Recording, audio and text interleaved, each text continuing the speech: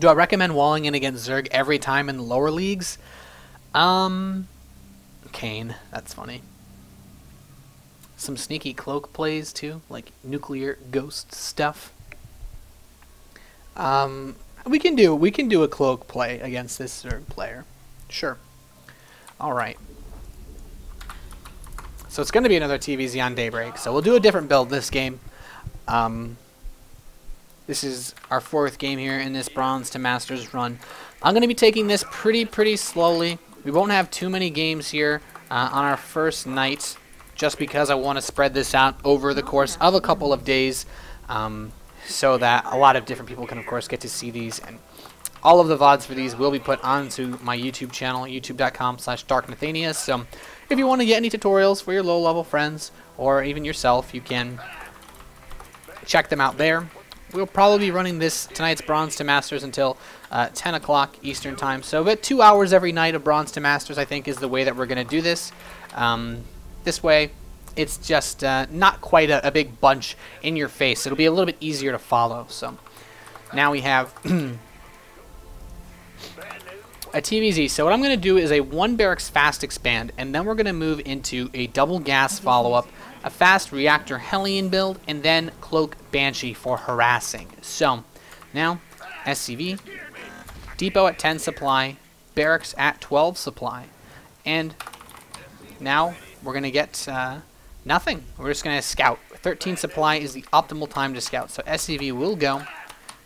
We're going to queue it to come back home after it scouts.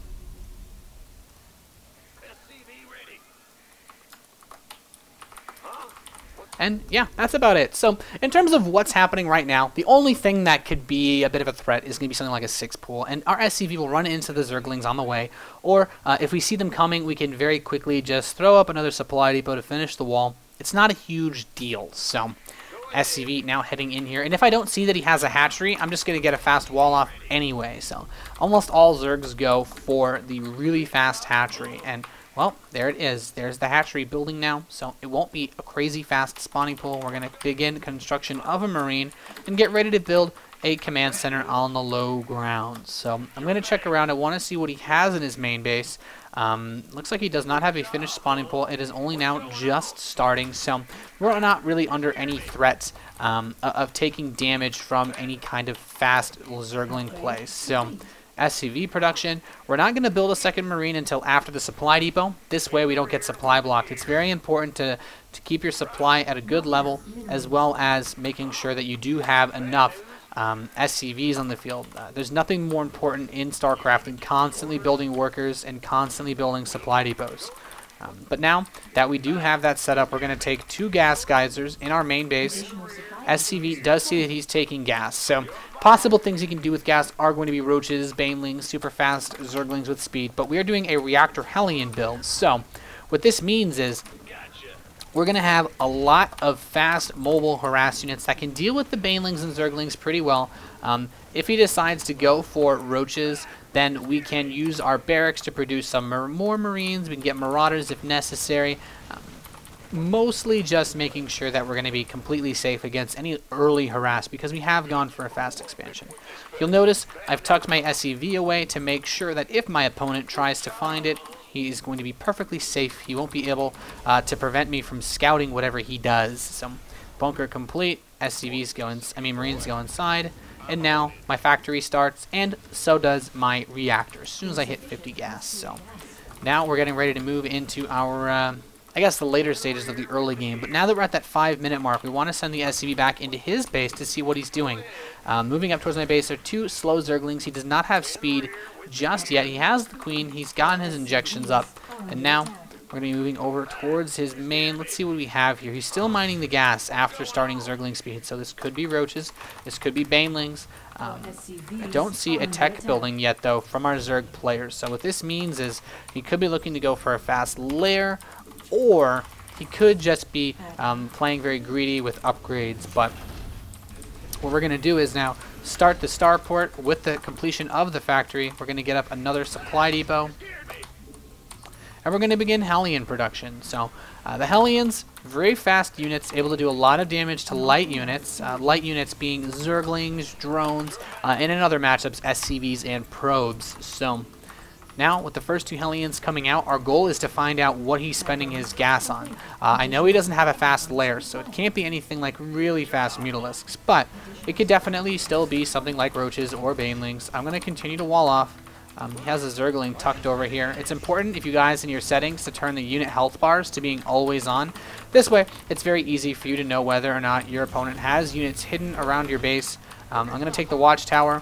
I'm going to make a couple more hellions, and now I'm going to start Cloak on my starport. This is going to allow banshees that are made to put on a bit of pressure. So it's very easy to over-micro these units and end up with a lot of money in the bank, but never be afraid to just send your units to the tower and tell them to wait. But now we're going to go over to his base, and we're going to try to find out what it is that he is doing. So if you guys want, I'll do a little bit of a mech tutorial on this for you then. So hellions arrive. I'm going to continue to produce them, and I think the best way to follow this sort of thing up is it's going to be bio this game, just because I want to keep that as a theme for this Bronze to Master series, unless someone specifically requests it. But we're going to make 2 banshees, we're going to get a tech lab and double engineering bay, and we can also get a 3rd command center once these next hellions complete. So he hasn't moved any units out to attack me just yet. So I'm not really worried about him putting any pressure on. We're going to start stim pack, and we're also going to begin now a 3rd command center. This is going to allow us, of course, to have a 3rd lined up for the after part of our pressure. So now I've got a good healthy number of hellions. I'm going to be starting my 1-1 upgrades. Actually, before I take my gas, I want to get up additional barracks so that I can produce more marines. So we're going to add on 4 barracks. This way we can move up to a total count of 5, which is the necessary amount for 2 base production. So now we're going to move these hellions in, see what he has. He is spreading some creep. He has a queen here. I want to move the weakest hellions to the back. He has some zerglings here as well, but I do have this banshee to put on pressure, so I can't move in much more with the hellions, but I can move in with the banshee. I'm just going to start killing away his drone count. So once he brings a unit over to attack me, I'm just going to cloak it. And now we can just continue to take the rest of the gas. We can build some more supply depots. And let's see what he has attacking it. Okay, so he's going to have a queen. So what I'm going to do is focus down individual. And you can actually shift Q to kill drones like this. So he's not going to be able to go for any kind of fast. And that's just kind of what you can do sometimes in lower leagues. If your opponent isn't prepared, he had no detection available. I killed a lot of his drones. And he just immediately GG'd out. So that's kind of one of the things that you can take advantage of. He had an infestation pit. It looks like he might have been trying to go for really fast swarm host, but that didn't work out terribly well for him this time around. And then, of course, you can always run the hellions in, but it's important not to do that because then you can end up with 4,000 minerals banked up. So what's more important is getting your add-ons together, getting your marine production rolling, and really just getting prepared for the mid and late game stages where most players struggle in StarCraft 2. So at this kind of stage, I'm just going to do a quick follow-up of what else you do after this stage, because you won't always win with banshees.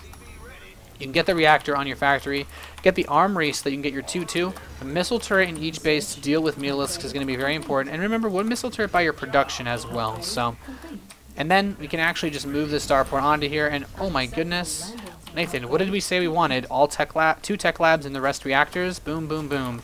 We currently have the same exact infrastructure setup that we had in the previous game, guys. So now we're right exactly where we are. So this bio widowmine setup is pretty easy to get to. And it's not necessarily about what build you do to open up with. It's all about what your goal is. So if your goal is to get to bio widowmine, you're going to oftentimes, you could go almost out of any opener and transition into this based on which way you want to take things. So as we've seen in all of the TVZ so far, we've gone for the same exact unit composition and setup. We've just taken a couple of different ways to get there. So that was game number 4, I think, of this Bronze to Master series. I can't count, but hopefully that was a little bit educational for you guys.